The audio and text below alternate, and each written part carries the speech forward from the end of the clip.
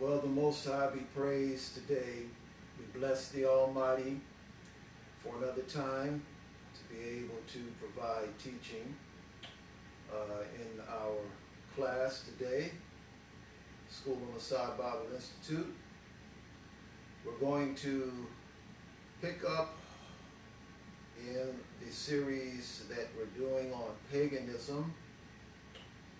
Last Sabbath we covered lesson 1 on paganism, and today we're going to cover lesson 2. In lesson 1 we introduced the topic of paganism, defined it. We talked about how there are two opposing systems in the earth, and that the kingdom of darkness is that kingdom that utilizes paganism to bring about its purposes. We talked about the origin of the pagan system and the spread of the pagan system throughout the earth. Today we're going to look at common features of pagan worship traditions. So, before we get into it, let's have a word of prayer. Abba Yah, thank you for this opportunity to provide teaching in this academic format. I ask Most High that you would give us wisdom as we share today regarding this subject, that you would provide insight by your Ruach. May your Talmudim, your disciples, may their understanding be enlightened, to be aware of how to discern and know the pagan system, how it works, and who is in it. And Abba Yah, we will bless you for everything that is accomplished as we share this knowledge today. In Yeshua's mighty name we thank you. Amen. Okay. Now, as we look at the common features of pagan worship traditions, what we're going to discover are the commonalities of various pagan traditions. And when we talk about pagan traditions, we're referring to the different paganistic systems in different parts of the world. For example, in Babylon, which is the center, or is regarded as the center of paganism after the flood, they have their own deities for the sun, for fertility, and also for the moon and other deities that they have. We also have a pagan system in Egypt. There's a pagan system in Canaan. There's a pagan system in India, and also in Europe with the Celts, also with the Greeks and the Romans, as well as throughout the rest of the world. And what we're going to discover is that in all of these pagan systems, there are some common features. Because there are common features in all of these pagan systems, it provides the evidence that all of these pagan systems at some point in their history prior to the pagan systems developing into what they have become. in their history, they all started somewhere because they have these common features. And this is what we want to show. Now, as I mentioned in our last teaching, we discussed how the beginning of paganism, it occurred prior to the flood, and then it resurfaced after the flood. And after its resurfacing, Babylon became the mother of all of the other pagan systems. And so, as we look at the common features, we're going to be able to see that. So, what are the common features? So, first point we want to look at has to do with the fact that there is a worship of the creation, such as of the sun, moon, the earth, the stars, etc. Animals all play a role in that as well. For example, the bull or the ox was worshipped. And it was worshipped primarily because of its strength. One of the names given representing the ox is El. All right? El, where you have the name El, which is a Canaanite term, and El is also a term that's used by our Hebrew ancient fathers as well, but El is a name given to the pagan deity among the Canaanites. And it is associated with the ox or the bull. So we have the worship of the creation.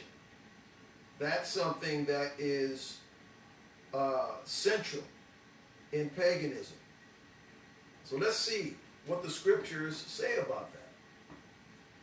We want to go to Romans chapter 1, verse 25. Romans chapter 1, verse 25.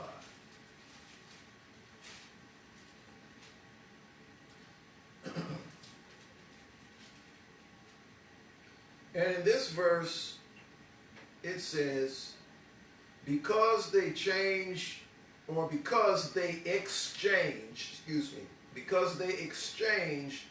the truth about Elohim for a lie, and worshipped and served the creature or the creation rather than the Creator, who is blessed forever. Amen. So, in Romans, when the Apostle Paul was describing the departure from the worship of the Most High, as men began to do in the ancient time, his statement was that they took the truth and exchanged it for a lie and chose to worship the creature, that which Elohim has created, instead of the Creator. So what we find here in this verse, it tells us that the worship in paganism is worship of the creation. That's what we need to be mindful of. Instead of worshiping the Creator, they're worshiping things that have been made. Also, we want to look at Deuteronomy or Devarim chapter 17, verses 3 through 5. Devarim chapter 17, verses 3 through 5. So, in these verses it says this. It says, by going to serve other Elohim and worshiping them, whether the sun or the moon or any of the hosts of heaven, which I have forbidden. And if it is reported to you, or you hear of it, and you make a thorough inquiry, and the charge is proved true that such an abhorrent thing has occurred in Israel, then you shall bring out to your gates that man or that woman who has committed this crime, and you shall stone the man or the woman to death. So here in these passages, Elohim is making known the prohibition of worshiping the sun, the moon, or the host of heaven, which has to do with the stars and the constellations and those things. So these were the things that were being practiced by the people that were in the land of Canaan. And in this verse, as the Most High is giving instruction to the second generation of Israelites from coming out of captivity in Mitzrayim or Egypt, he gives them these instructions telling them that when you go into the land and you possess the land of Canaan, you're not to follow the practices of the people that live there. And then he makes note that they're not to worship the sun, the moon, or the host of heaven, the stars, or any other Elohim that the peoples of the land worship. And so this is plainly informing us that this is what the people of Canaan were worshiping: sun, the moon, the stars. So it's important that we catch that. These are the common features of pagan worship. Also, we want to see 2 Kings. It also confirms the same information. 2 Kings chapter 23, verse 5.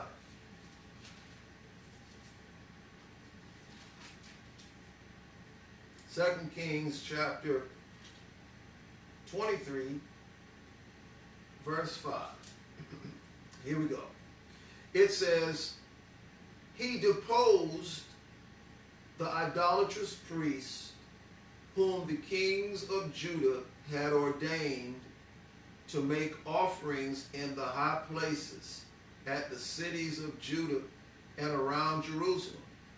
Those also who made offerings to Baal, to the sun, the moon, the constellations, and all the hosts of heaven. So here's another passage where it indicates that included within the framework of the worship to Baal. Many people would pronounce Baal Baal, but it's pronounced Baal. That in this Baal worship, there was the worship of the sun, the moon, the stars, and the constellations. These are things that were worshipped by the people that were in Canaan.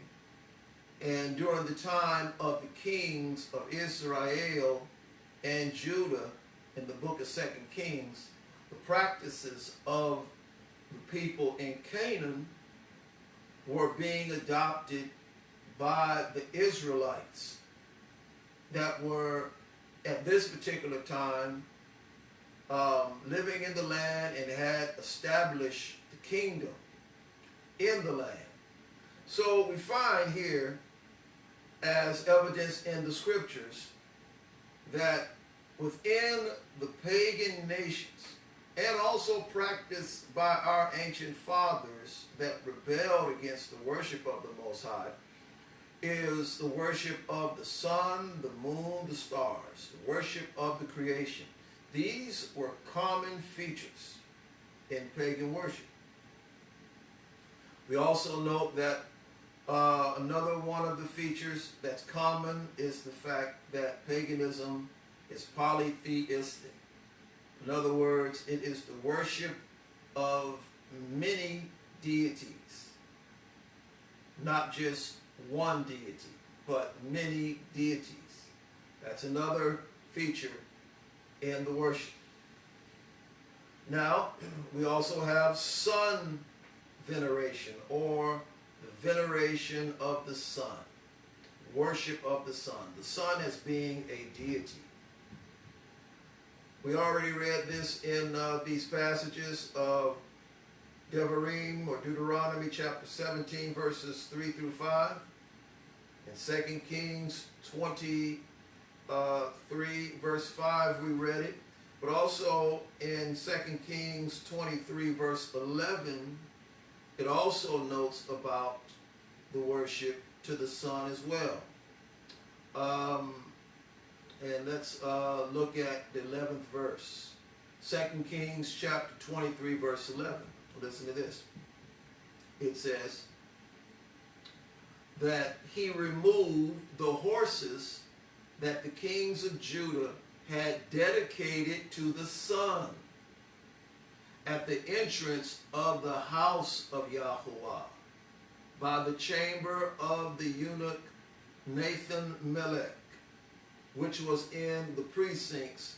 Then he burned the chariots of the sun with fire.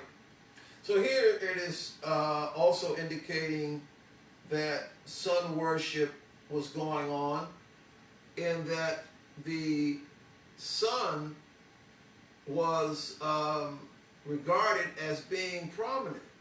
It talks about horses that were in Judah that were dedicated to the sun. So this is something that we see that was very prevalent in the land of Israel, used to be called Canaan, and also throughout the pagan world, is the sun worship. Also in Ezekiel chapter 8, verse 16, we also see a reference about sun worship. Ezekiel chapter 8, verse 16. And during this time when Ezekiel was prophesying, the southern kingdom in Judah had turned to the worship of the sun. All right, let's go to chapter 8, almost there, and verse 16. Chapter 8, verse 16. And this is what it says. And he brought me into the inner court of the house of Yahuwah. This is Ezekiel having a vision. There at the entrance of the temple of Yahuwah, between the porch and the altar, there were about 25 men with their backs to the temple of Elohim and their faces toward the east, prostrating themselves to the sun toward the east. So what we have here, we have a picture of Ezekiel while seeing a vision and him being taken to the temple. And what he sees in the vision are 25 men that had their backs to the door of the temple and who were laying down prostrate on the ground towards the sun. So they were laying out in worship towards the sun while they were in the temple area of the Most High. So they were performing a abomination before the Most High, where right in the temple area of the Most High, they had the audacity to bow down and worship the sun with their backs towards the temple doors. This is literally what you call turning your back on the Most High. But here's an example of the sun worship that was going on among the Judean Israelites right before they were taken into captivity by the Babylonians. So we see this going on here, sun veneration. Another feature of paganism has to do with the mother goddess or the mother deity of fertility, called the Queen of Heaven. So there's a fertility worship that is also practiced in paganism.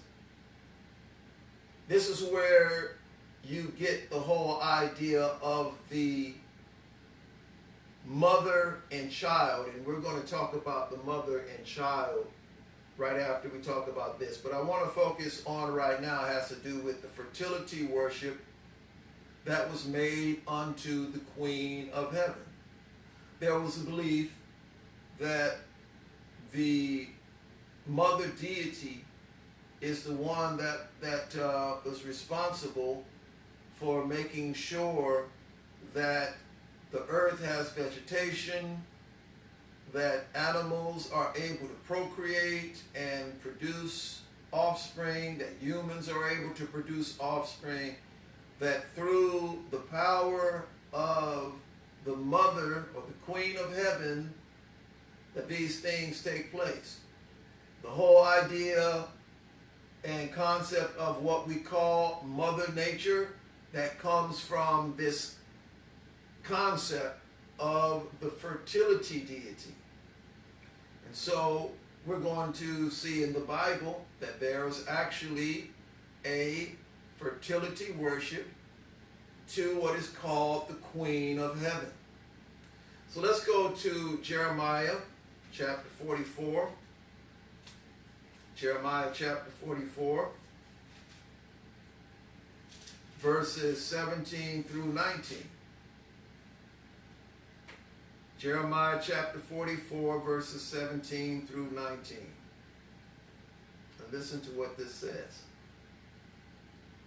It says, "Instead, we will do everything that we have vowed and make offerings to the Queen of Heaven and pour out libations to her, just as we and our ancestors, our kings, and our officials used to do in the towns of Judah and in the streets of Jerusalem.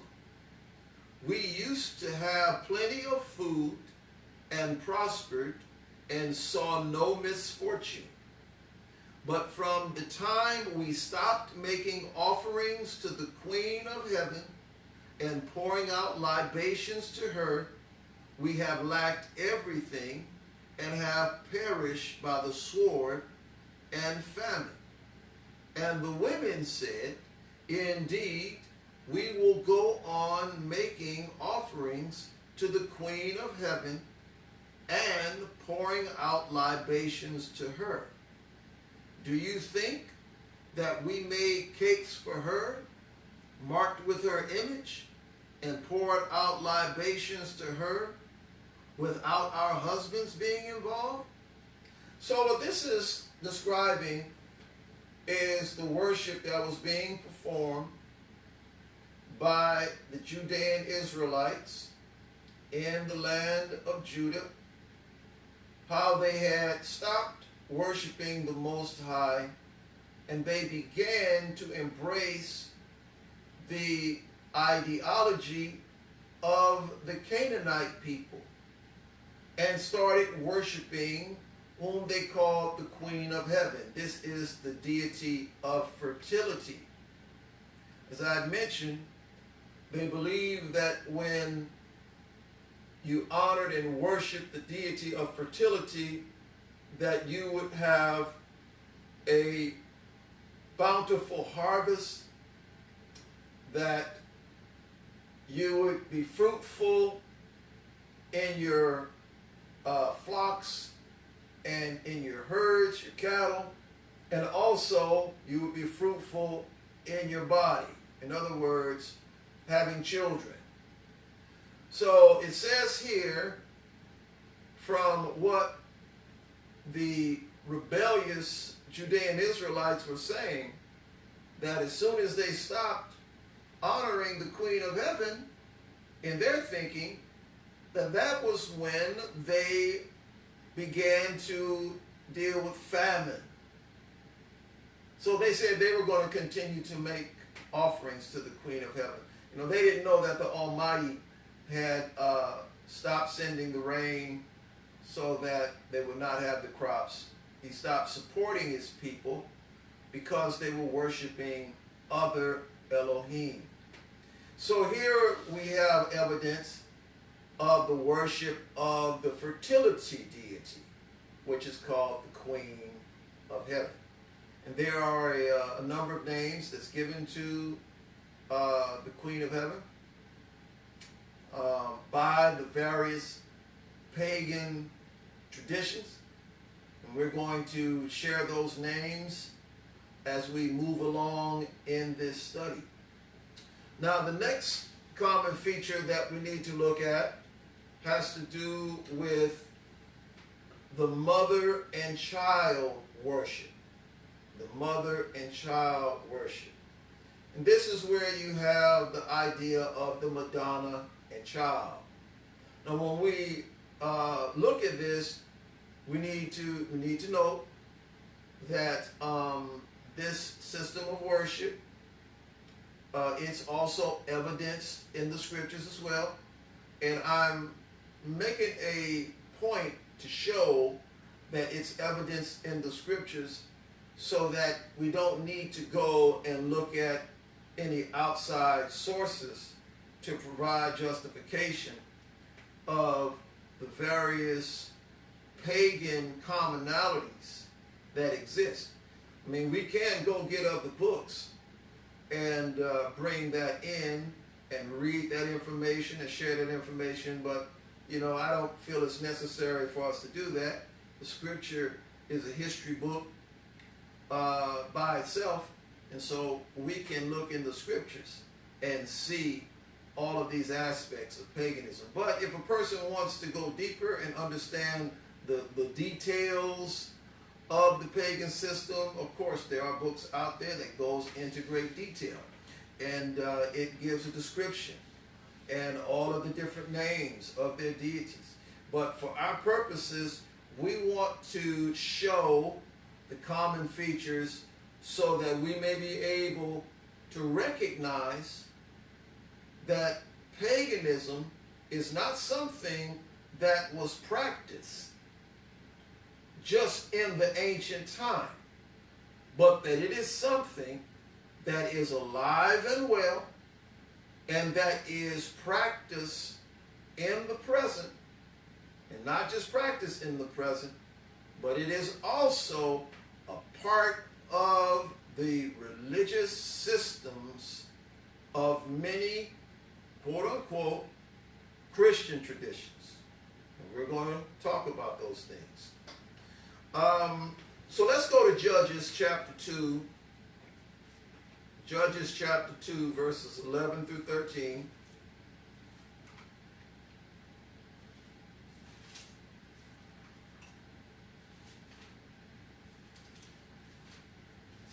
Judges chapter 2, verses 11 through 13.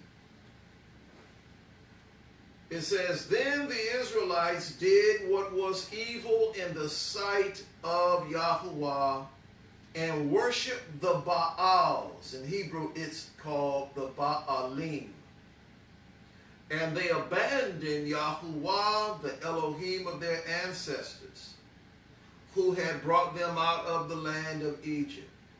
And they followed other Elohim from among the Elohim of the peoples who were all around them, and bowed down to them, and they provoked Yahuwah to anger, and abandoned Yahuwah and worshipped Baal and Astartes, or the Astaroth." So here in this verse, in particular verse 13, is the verse that I want to draw our attention to, because it describes two types of deities. One says in that they worshiped Baal the Ashtaroth. Now, the Ashtaroth is plural. It's a plural, feminine plural Hebrew word, which mean Astarte. In this translation that I'm looking at right here, it says the Astartes, which is plural. That's an English plural, but in Hebrew it's Ashtaroth. Ashtaroth it just means Astarte, but a plural. So you got to ask, who is Baal and who is Astarte?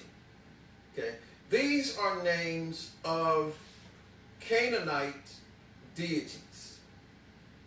The book of Judges is telling us about our ancient fathers and how that after they settled the land of Canaan, they had the Shoftim, or judges, governors, that were over the people, and it describes how they would depart from the worship of the Most High and began to embrace the worship of the deities of the people.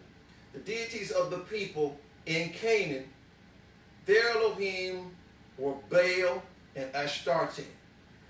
And yes, they had others. That another one of their Elohim was called El. That was their chief Elohim, and we'll talk about that. But these two that we're looking at, the Baal and Astarte, this is the mother and child. This is where you have the Madonna and child worship. And there's a story that goes along with this as to how the mother and child worship was developed. But I'm just pointing out that even here in the scriptures, it gives the names of the fertility deity and her child. So you had the mother deity and child veneration that were going on, or we call it the Madonna and child worship that was going on. This is another feature in the pagan traditions. Now, we want to list some of these pagan traditions, and in the listing of these pagan traditions, we're going to give you the names of the deity of the sun. And the reason why we're giving you the name of the deity of the sun is because the sun deity is the chief deity in all of the pagan cultures. That's important that we understand that. And then we're also going to give you the names of the mother and child, or the fertility deity and child. We're going to give you those names also. But before I give that list, I do want to share something briefly. The story or the legend behind the Madonna and child worship. So if we go back and we look at the Babylonian system, because the Babylonian system is where it resurfaced. This is where we get the information about the pagan system. The belief has to do with the fact that the deity of the sun and the queen of heaven, they have a child. And the deity of the sun dies and then comes back to life. But the deity of the sun comes back to life in the form of the sun. So, for example, if we're looking at the Babylonian system, their sun deity is called Shamash. And the fertility deity or queen of heaven is called Semiramis. And the child is Tammuz. So the sun deity dies every year. Sun deity dies during the time of what is called the winter solstice. And when that sun deity dies, the sun deity comes back or is reborn 3 days after its death. So for those who are familiar with the winter solstice, it occurs roughly around the 21st or 22nd of December, and then after 3 days it rises again on December 25th. December 25th is regarded as the birthday or the rebirth of the sun deity. It is also regarded as the day in which the deity regarded as Tammuz, if it's the Babylonian deity, or if it's the Canaanite deity, it would be Baal. That's when Baal worship. And over in Europe, among the Celts, they refer to that as being called the time of the Bel or Beltane worship, where it has to do with the worship of the sun deity, the birth of the sun. So the whole idea of the mother and child worship is all centered on the fertility deity, Semiramis and Tammuz. They're shown together. And you also find the same type of system when you look at the Egyptian system.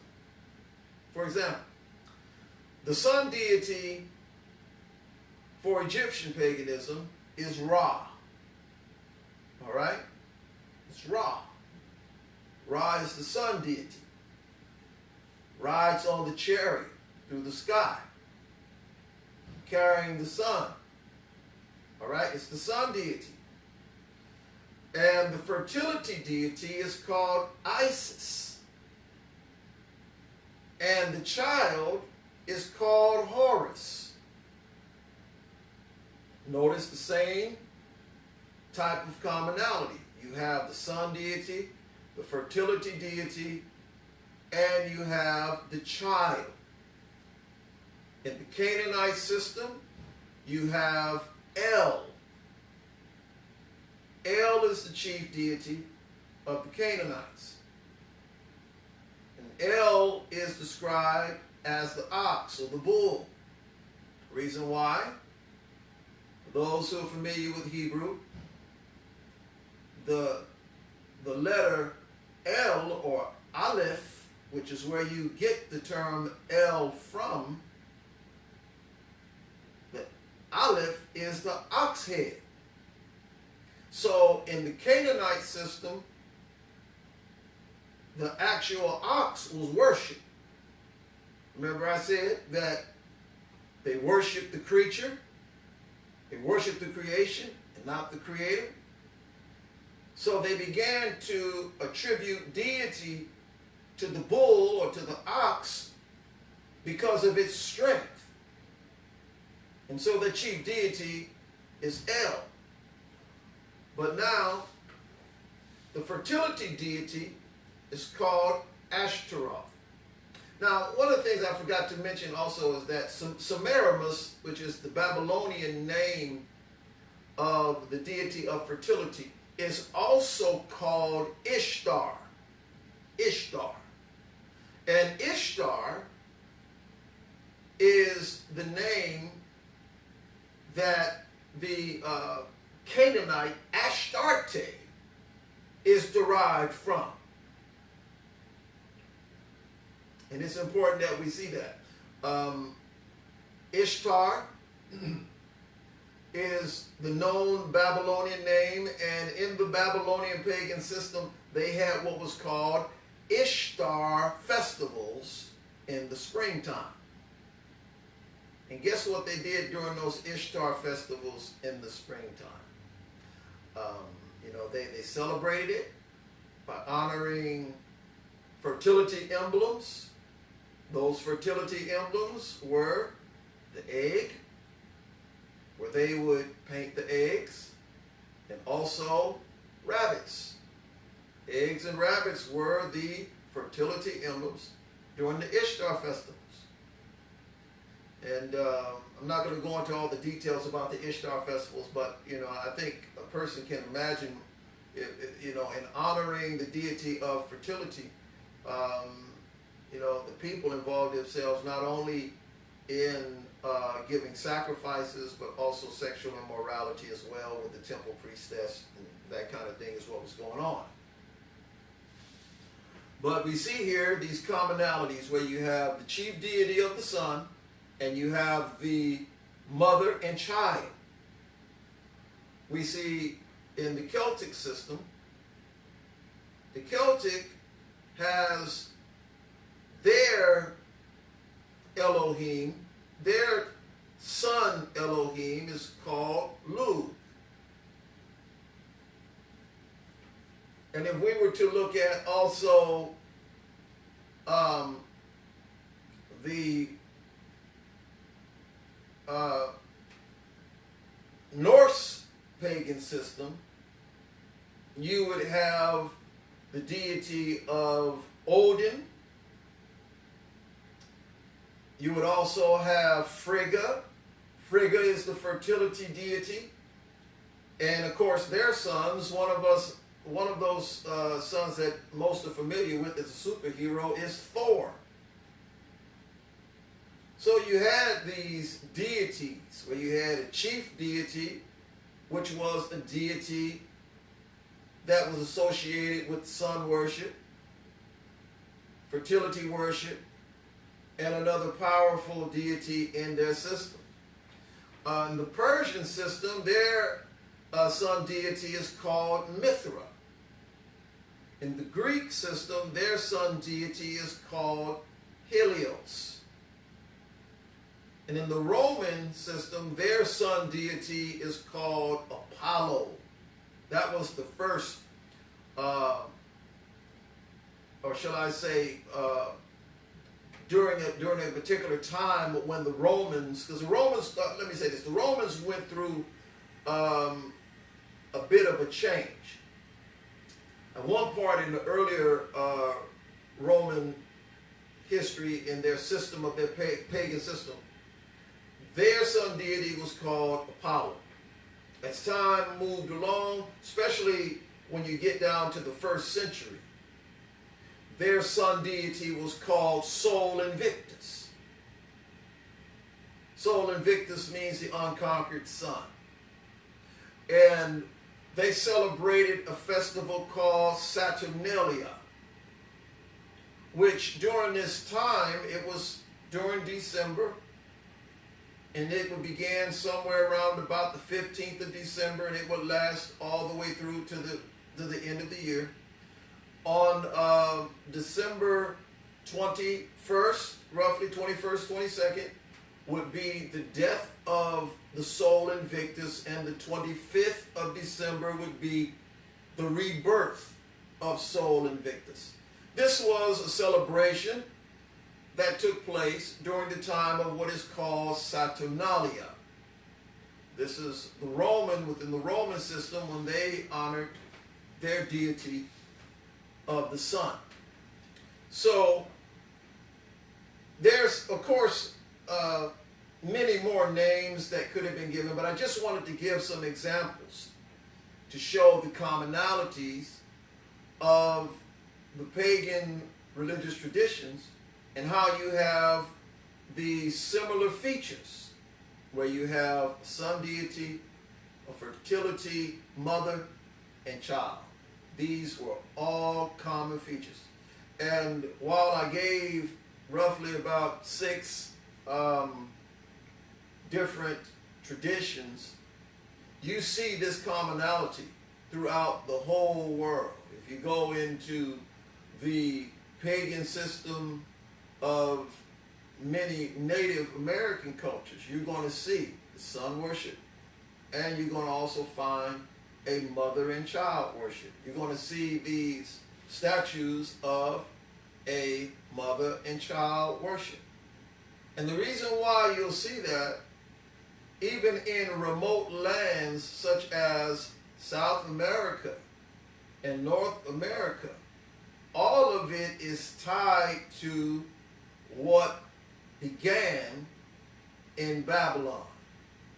All of it. All of it spread from Babylon. And so, as we look at this, we want to be able to understand that the reason for these commonalities is because it's all rooted in a religious system that Hasatan, that the devil, created when the angels came down and took wives of men, had giants, and had men worshiping them. People were worshiping these angels that took upon human form. Because of that reality that occurred, you had the pagan system being brought forth, this whole system of religion, where now you have the worship of the creation instead of the Creator. And I personally believe that the reason why Hasatan used this worship of the sun is because he wanted to draw the attention away from the Most High, the source of life, the source of light, and wanted to direct the attention of men towards the worship of the sun so as to guide them to himself. Because you see, Lucifer, which is his name, the name Lucifer, think about what the name Lucifer means. It means the bright, shining one. And what other created thing in the Ha'olam, or in the universe, what created thing would represent Lucifer, the bright and shining one? The sun. So the attention of men being directed from the Most High to now being directed towards the worship of the sun is Hasatan, Lucifer's way of getting men through the worship of the sun to worship him. And so with that, we want to close. Let us pray. Avinu Makenu, thank you for this opportunity to share on this subject. I trust that it has been helpful to provide information so that we may be able to identify the wiles, the trickery, the plans, the system that the kingdom of darkness has created and set in place to divert man's attention away from the Creator and to serve the creation. So now, Most High, as you have given us this information and as we have shared it, may we take it. May we learn how to identify how the enemy is working, and then how to abstain from being involved in those things that are not of you. And may your great name be praised, and we will thank you in the mighty name of Yahshua. Amen. Well, I trust that this information has been helpful for those who are watching us by live stream, and that it has caused you to take a closer look at the various systems that are in our world today, whether they are religious, whether they are political or governmental, whatever they might be, because the hand of the wicked one is at work in many systems. And the Almighty wants to help us to identify how Hasatan is working. And so I trust this information has been helpful and will guide you in knowing how to beware of these systems, and also to identify the truth from Scripture regarding the way of the Creator. Hallelujah. Well, if this teaching has been a blessing to you, we do ask that you continue to watch, and we ask that you would like and subscribe and let others know about this Bible Institute, that they might come and have biblical enrichment. And also we want to encourage you to enroll in our Bible Institute as well. Well, the Most High be praised. We trust that each one of you have been blessed. Please go to our website at www.ncmmi.20m.com. View our website and see what we have there to offer you.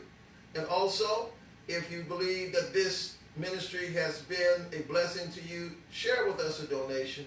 We appreciate it. It helps us to further the work of the kingdom. But most of all, pray for us, that we may continue to be a viable voice that is being brought to the nations, declaring the word of the Most High.